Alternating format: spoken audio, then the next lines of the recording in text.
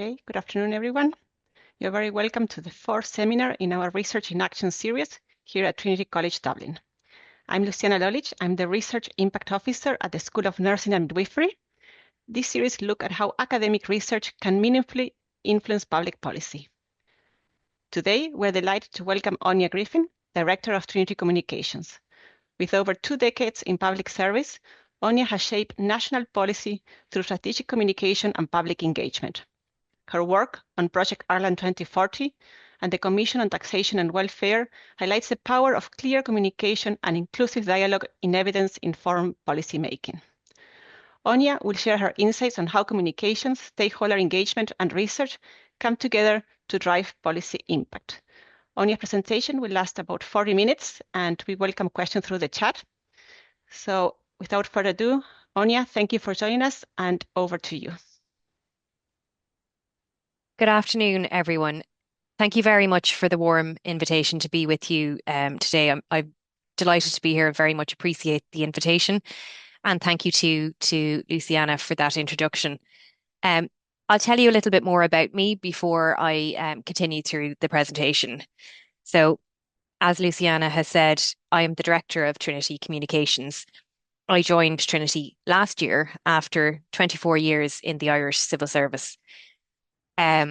I've worked in 8 organizations over that 2.5 decades across policy and strategic communications. I had what I would describe as a career of 2 halves in the civil service. Both halves set me up to understand and appreciate the importance of research to policy making. For the very early part of my career, I was an administrative officer, or AO. AOs play a key role in researching issues, analysing evidence, and developing policy proposals that inform government decision-making.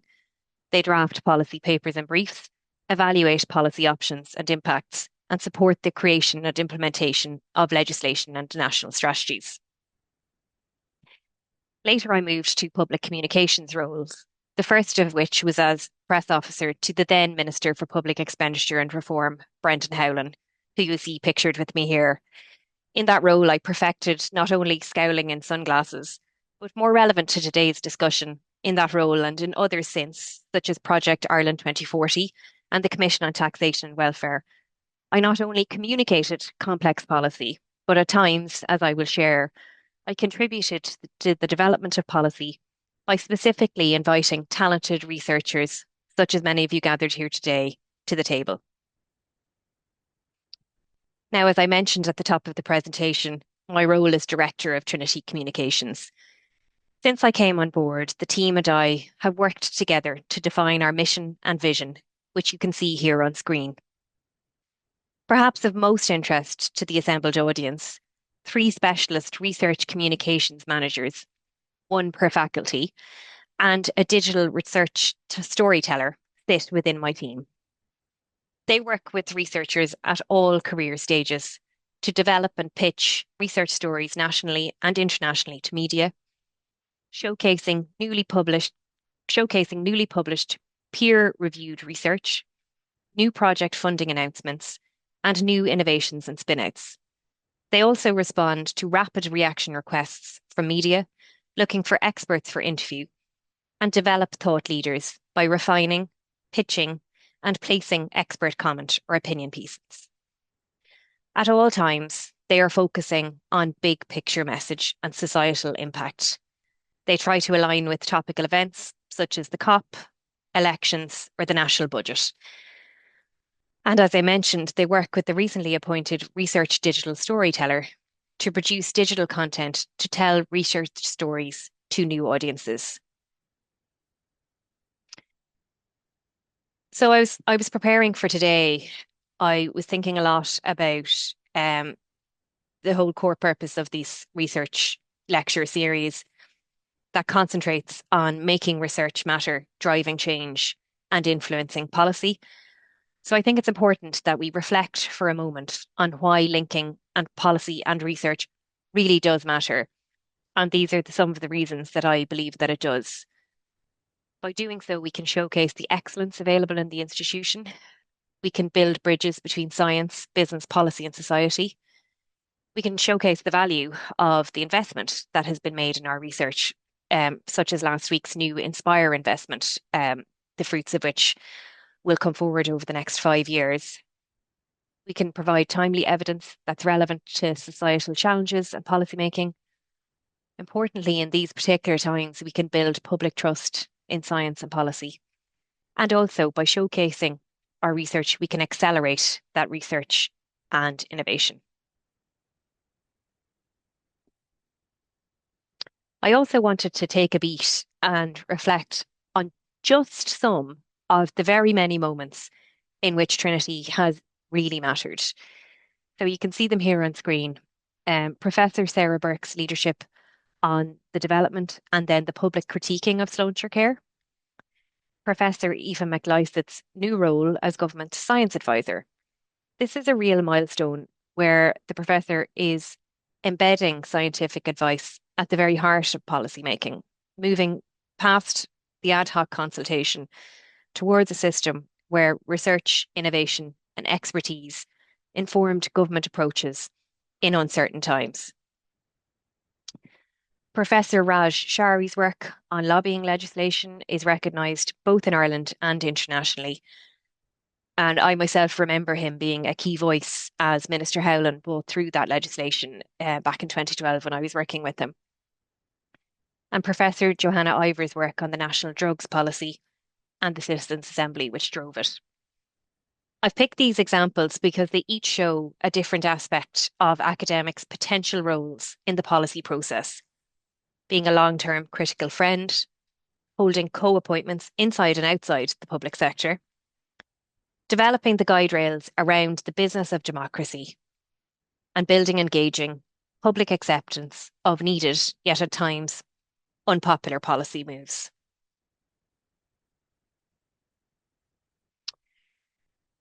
So my next slide is about understanding the Irish policy landscape and the three pillars.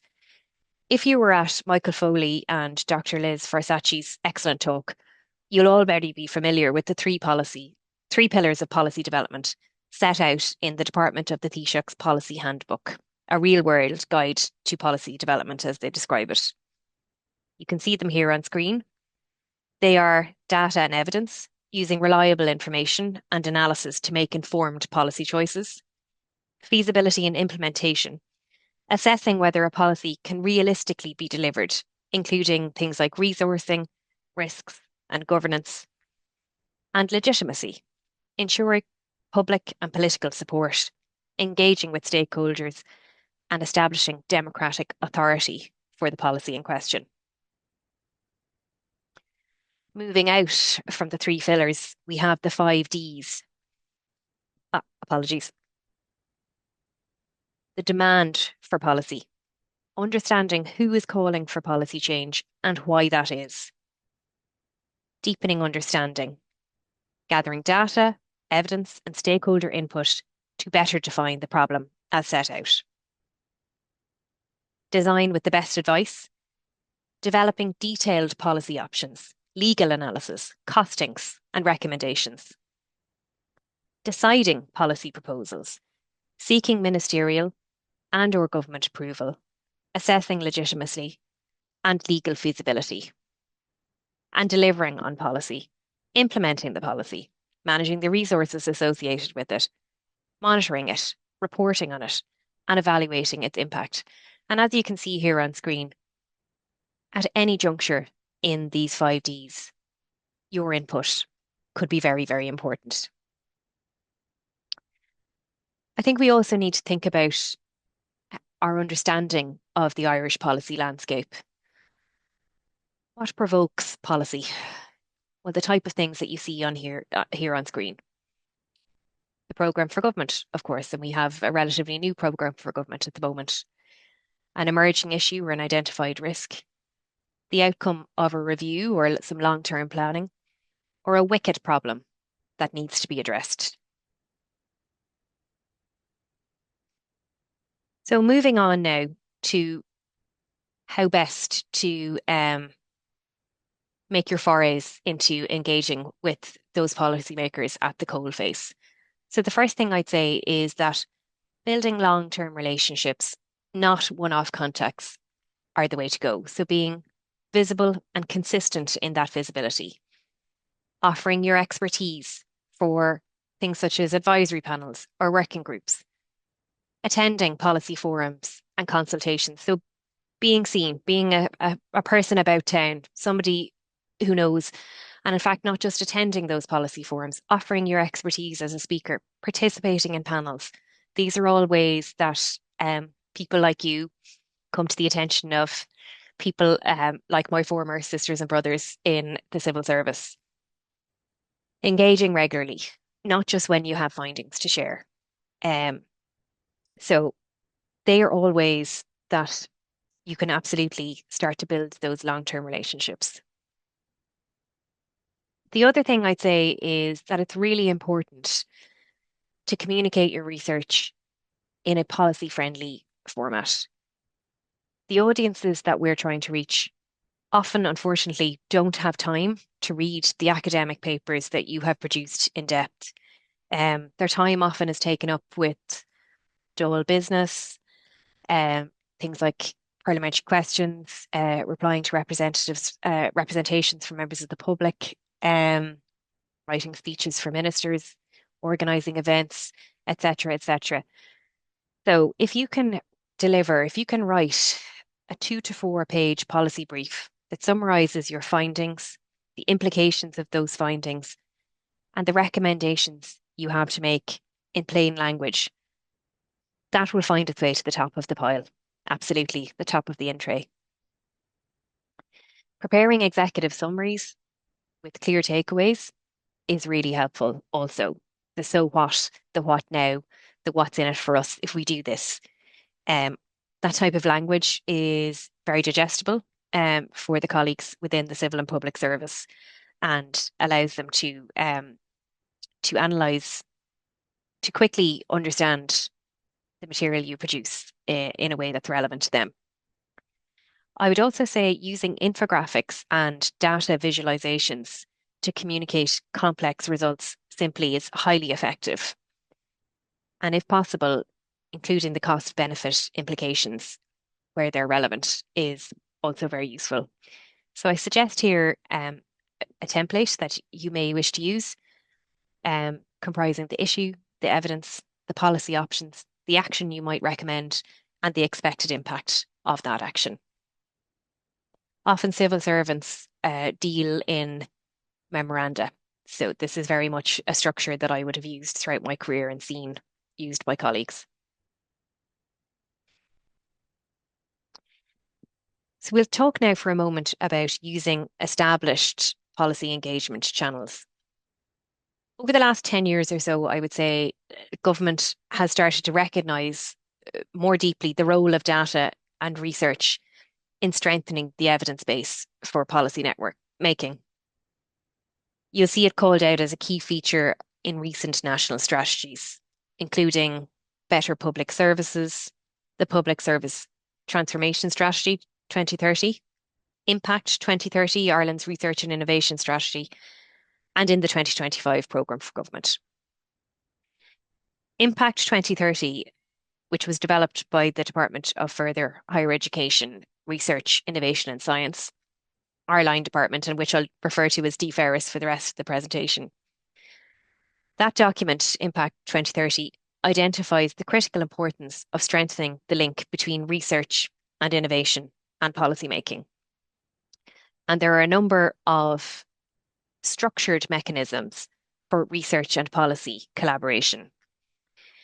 These are the Civil Service Research Network. This is a network led by DFERIS.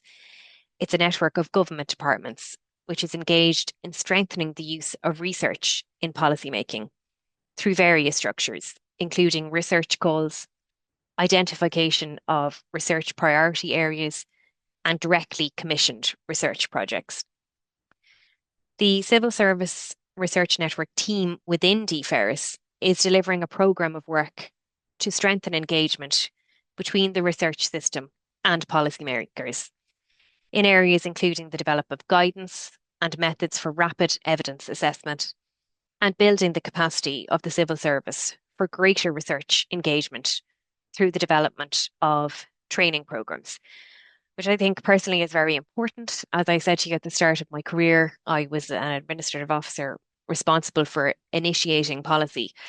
Um, but to know that this new form of training is coming on board to enhance that capacity and capability within colleagues within the civil service, I think will make them much better able to engage with the academic community.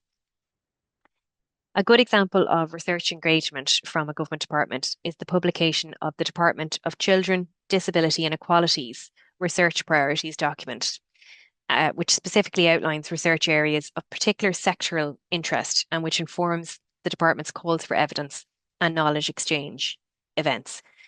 So again, very interesting to see that a particular government department has put its thoughts down on paper, exactly what its research priorities are, and that they are there on the website available for colleagues such as yourself to review and potentially to engage with. I'll talk now for a moment about funding programmes. Research Ireland, the Research and Innovation Funding Agency in Ireland, has a clear focus on driving research and policy connectivity through programmes such as the National Challenge Fund, which I've called out on screen, a programme which aims to deliver solutions for major environmental and societal challenges, and the Public Service Fellowship Scheme, which offers researchers the unique opportunity to collaborate with government departments on agencies on specific projects, fostering innovation and evidence-based policy development. That scheme is a really interesting one, which, as I said, offers researchers a unique opportunity to be temporarily seconded to government departments and agencies, which would act as the host organisations, for 1 to 2 years to work on specific collaborative research projects. The first iteration of the scheme took place in late 2023, and I would anticipate a future call, perhaps even as early as next year. So something to be primed for and looking out for, I would suggest. Open research then. Finally, increasing the openness, transparency, and accessibility of research will also strengthen engagement between research and policymaking.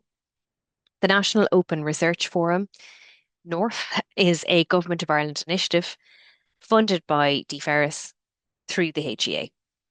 NORF is the entity responsible for driving and implementing the National Action Plan for Open Research.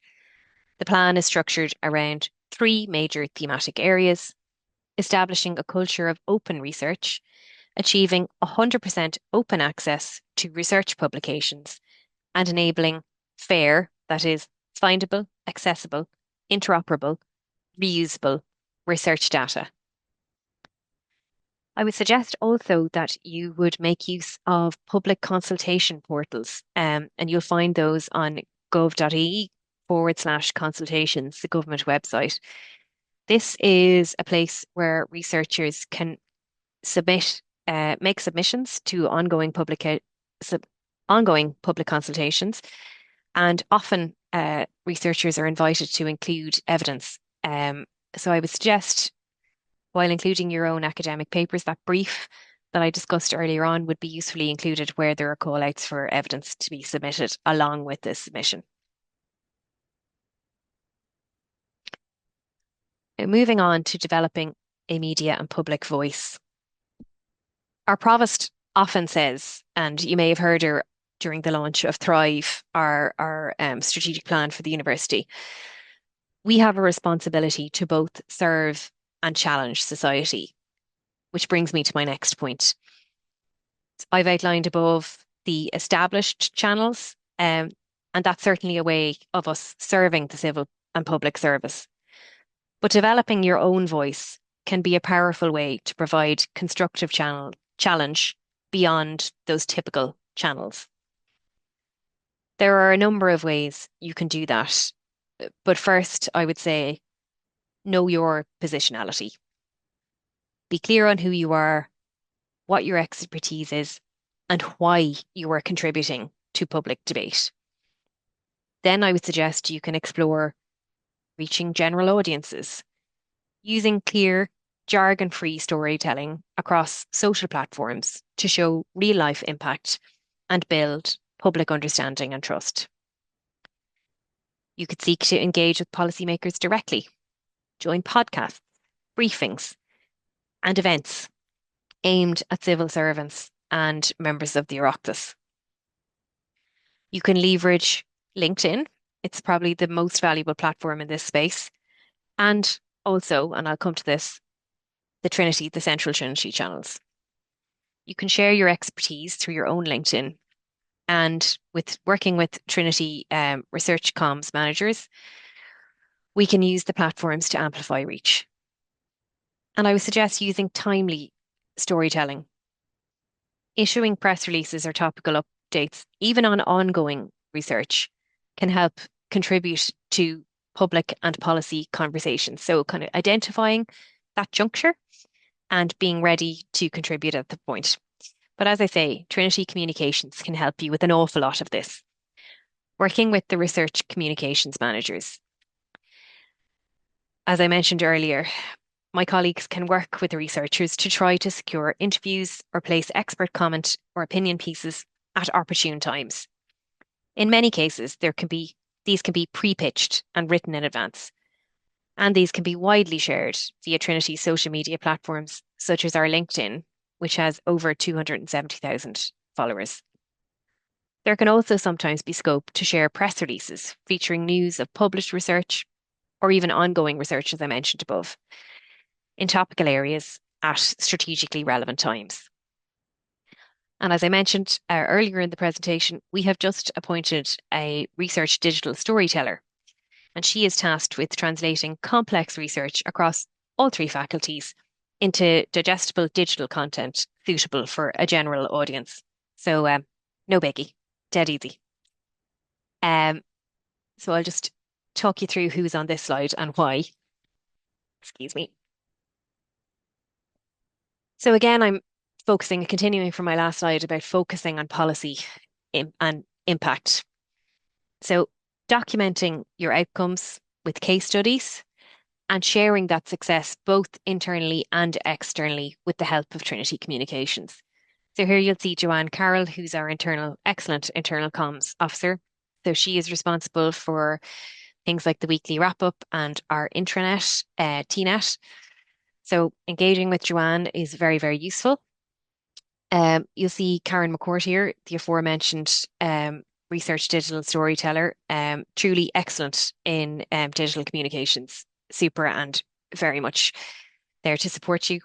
And Ciara O'Shea, for those of you who are joining from this faculty this morning, you'll know Ciara, who is absolutely passionate about the work she does and truly believes it. So I think that between the three of them, we have a very robust team to support you. So I'm now going to bring you through just a couple of case studies whereby inviting academics to the discussion, government policy was improved. So the first is from my time working as head of communications for Project Ireland 2040. So you may be aware of Project Ireland 2040. It comprises the National Development Plan and the National Planning Framework. In 2021, a review of the National Development Plan, which is a 116 billion capital plan, took place. I don't know if many of you saw the article from Eamon Ryan in the Irish Times earlier this week, where he called out some of the weaknesses as he sees them in the Department of Public Expenditure and Reform, where Project Ireland sits. The department has many strengths, but one weakness, as I would have seen it at the time, was there was a lack of consistent and regular engagement with relevant external experts in relation to the development of infrastructure policy.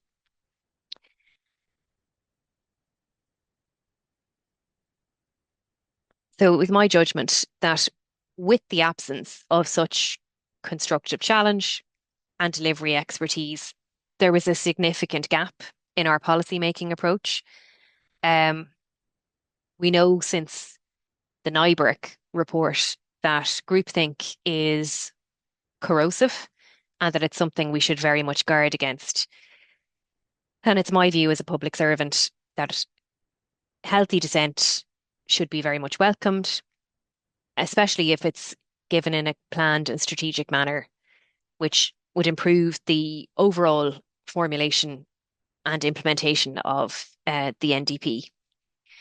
So I suggested the formation of a new policy forum, which I snappily titled the Infranet, the Infrastructure Network, which was a forum to explore the most important strategic themes of the National Development Plan review. It was a space for policymakers and practitioners, which was safe and allowed for critical engagement with external viewpoints. Uh, it featured academics and experts from a range of institutions nationally and internationally, and with over 170 attendees from 70 organisations at each session. The Infranets delivered a robust exchange of views on things from regional balance, housing, climate considerations, and promoting value for money in capital project appraisal. The outcome of the Capital for Climate Infranet, which featured, in fact, a Trinity academic, Dr. Brian Caulfield, went on to become the bedrock of the climate considerations chapter of the report of the review of the National Development Plan. So that was a sea change in infrastructure policy. Climate impact has now, since the Infranet, to be considered and evaluated at the inception of project planning. And I'll just move now to my next case study. So in 2022, I moved to work on the Commission on Taxation and Welfare. So once in a generation, government brings together a group of people from across a panoply, across the entire spectrum of public life, from colleagues from the business community to the likes of Dr. Barra Rowantree, who is here within Trinity, to the IFA, to various NGOs, to consider the taxation system which would be most appropriate for this country. And for the first time in 2022, government brought the welfare system into that discussion. It was, as I said, 2022, what I would describe as the year of the perma crisis, where we had not only a pandemic, but war breaking out in multiple countries worldwide. That the in-depth, so to say that it was a time where it was very challenging to announce potential changes to the taxation system. And accordingly, it was utterly necessary that the evidence base for those potential changes was extremely robust and transparent. So I went about, my role there was twofold. I was Director of Communications for the Commission on Taxation and Welfare, and I also managed the policy recommendations around that. But in terms of the communications piece, I was responsible for the public consultation. And I would say I designed an in-depth, objective public consultation, which ensured robust policymaking, even with the background of everything that was going on. So the first thing I did was we used a web-based, demonstrably transparent system, which is called Citizen Space, where data could be collected and objectively parsed, so not subjectively reviewed by the colleagues. Obviously, we had a four-eye system where the data was reviewed once it was initially segmented by the online system. But important that we had that kind of oversight, I think, and that we could point to clarity in the background. We received over 230 submissions to the public consultation, and then I went about carefully designing a 2-day forum, which reached way beyond the usual suspects, if you might call them that, and included a very wide range of experts. The forum had a series of breakouts, which were each linked to the terms of reference of the Commission. And all of this had to be hosted online, in fact. So I was delighted that we had a very strong turnout. to the events which ran over the 2 days, as I mentioned. The then Chief Commissioner of IREC, as she was, Sinead Gibney, described it as an in-depth public consultation and stakeholder engagement, which eradicated the misconception of closed-door policymaking, a positive, strong, and participatory approach. So again, these are just two examples where having been exposed to the excellence within the academic community and being empowered by my leadership to open up the policy-making process, that policy ultimately was much improved by the involvement of colleagues such as yourselves. And on a personal note, I am delighted to see the advances in the Department of Further and Higher Education, where the recognition that there has been an ad hoc approach to that type of engagement, and that it really needs to be put on a program basis, I think is very positive. My final thoughts. The first thing, a plug for my own team, Trinity Communications is here to help you. We are absolutely here to support you. It is our core purpose. So please do reach out to us. You'll find us on the email Trinity Communications. So please feel free to give us a shout, or indeed give me a shout, and I'll make sure that your contact goes to the relevant person. I'd say find your own voice. That's really important. That piece around positionality. Think why it is that you want to contribute to public debate. Remember and believe that evidence truly matters for public policy. Effective engagement builds your credibility and influence, which is very much linked to my next point around relationships mattering much more than one-off reactions. And I would say if you can make your research accessible, timely, and align your interventions with policy needs, then you will find that your research lands far more effectively with the colleagues who are responsible for developing policy. Thank you so much. I'll stop there. I'm going to drop down my screen sharing. I'm not quite sure what will happen with how we'll appear, but if you'll bear with me a moment, we'll see what happens. Thank you. And any questions, I'd be delighted to take them. Thanks, Luciana. Thank you, Áine. Okay, excellent. That worked. All went well. Worked seamlessly. Yes, I have two screens, colleagues, so I wasn't quite sure where we'd bounce to. Thank you so much. That was a great presentation full of insights and advice. We have a few questions in the chat. I'm just going to give you a few more minutes for people to type their questions. And I might ask you, I just thought it was brilliant what you said about building relationships and how important they are, but also engaging with established policy engagement channels, for example, public consultations and so on. So these are kind of key enablers to have an impact on policy. Do you think are there any key maybe barriers as well, or people think that people are not doing correctly that also maybe just hinders that process? I don't think it's about people not doing things correctly. It's a great question, Luciana, but I think it's about having your antennae up, and that can be challenging. It can be challenging from a number of perspectives. If you're not familiar with the Irish policy landscape and you don't know where to look, so feel free to drop me a line. I'm very happy to discuss. If you're time poor, that can also be a challenge. But back to my first point, I would think that engaging with a more senior researcher, having someone to coach and mentor you who has been through this process would be something I would very much recommend also. Thank you. So I'll start reading some of the questions, okay. If that's okay with you.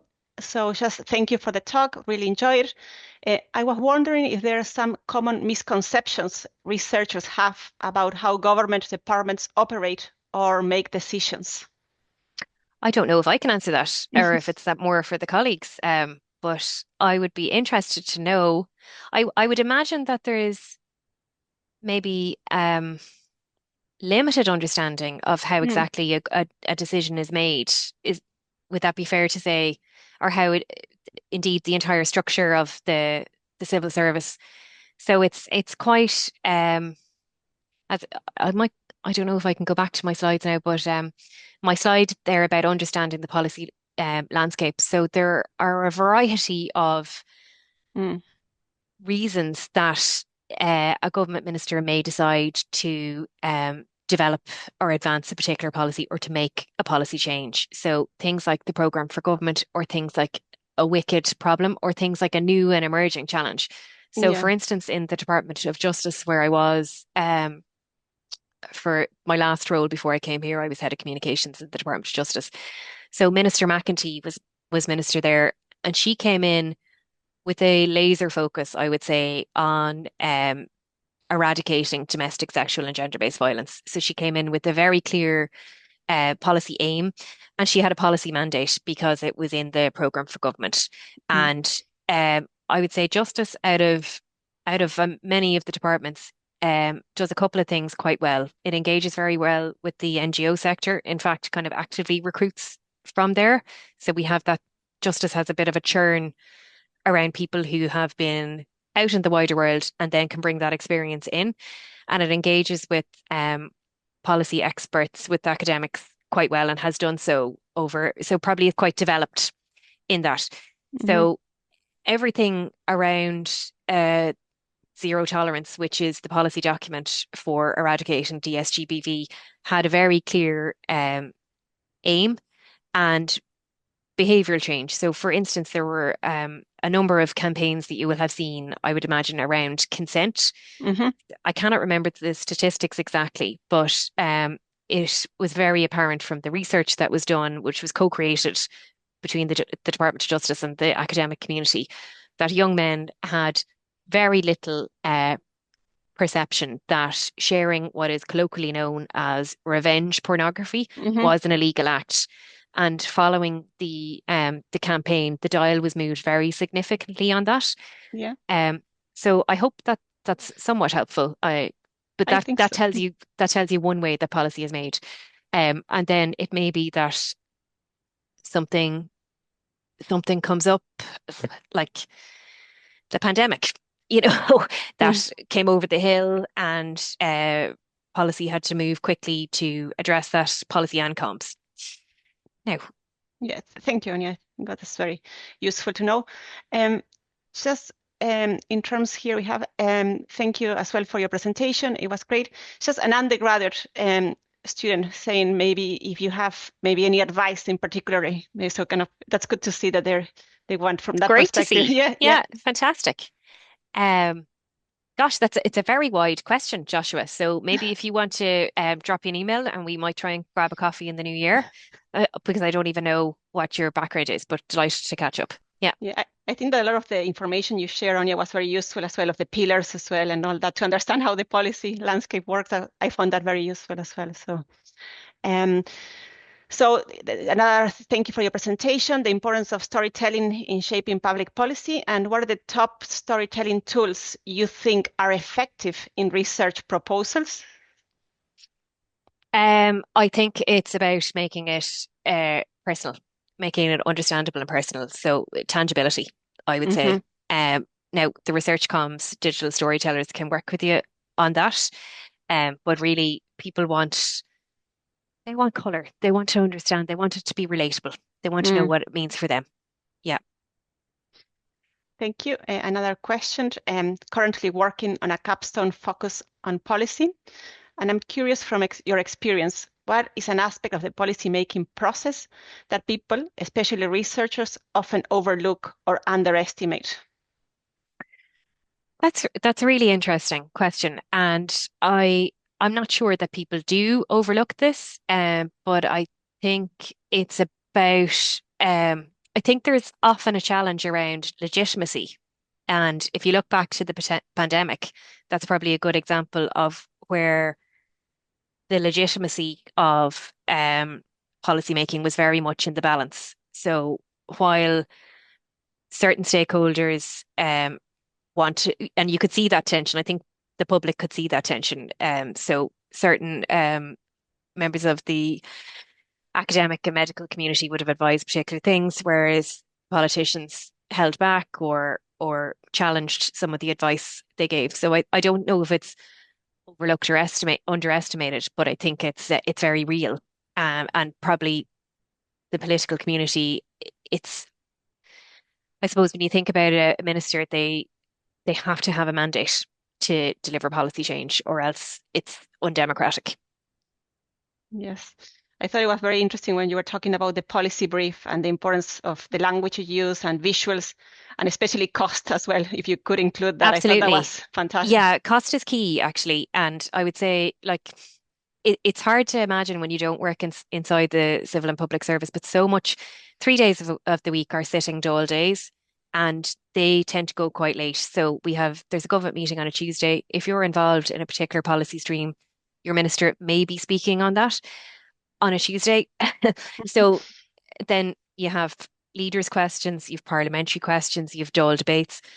So there's a huge amount of demand to feed the Dole machine, and getting that time to kind of step away and actually sit with a lengthy academic paper is actually very challenging. So serving that in a digestible format is it's incredibly helpful.